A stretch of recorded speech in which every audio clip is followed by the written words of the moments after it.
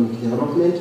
And while we were keen also to support rungu rwa iburi rĩa ngwatanĩro ya Pajela, majaji na acirithania arĩa mathikagĩrĩria na gũtuithania macira megiĩ marĩa matũrigicĩirie, mũrutĩre wa wĩra ũndũ ũmwe na mĩgũnda, magĩtongorio nĩ mũrũgamĩrĩri wa ngwatanĩro ĩno mũcirithania Jacqueline Mogeni, macakaĩte gũkorwo magĩikio nja wa cikaro iria irahutania na marĩa matũrigicĩirie, ũndũ ũrĩa maugĩte no ũteithĩrĩrie majaji na acirithania gũtuithania macira maya na ũhũthũ. The challenge with that is that a lot of the decisions that the agreements will be made, but then when there are challenges, the judicial system has to be involved to make the decisions.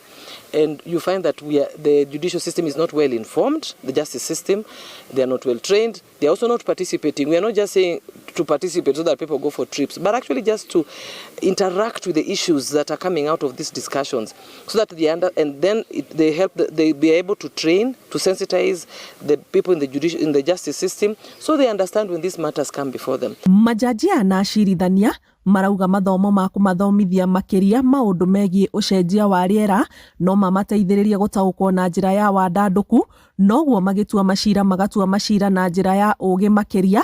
Rũhonge rũrũ rũkiuga macira marahutania na maũndũ ma ũcenjia wa rĩera nĩ marathiĩ mongererekete na gĩkĩro kĩnene. The courts are very instrumental in terms of addressing issues of land and how then the tourism ecosystem and also the fodder under the agriculture.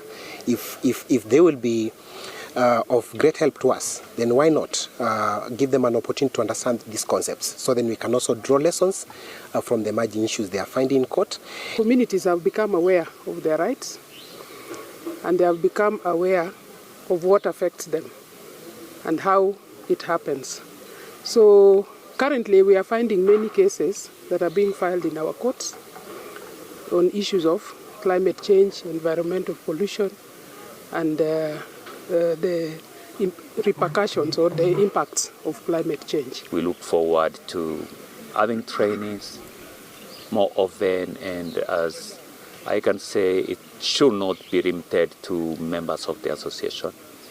It should go down to the magistracy so that we capacity build them on how to handle matters, climate change. Kĩgomano-inĩ kĩa majaji na acirithania kĩrĩa kĩhanĩkĩte mwena wa Naivasha gĩkĩkĩte o rĩrĩ maũndũ ma ũcenjia wa rĩera makoretwo magĩkĩrĩrwo mũno gũkũ bũrũri-inĩ.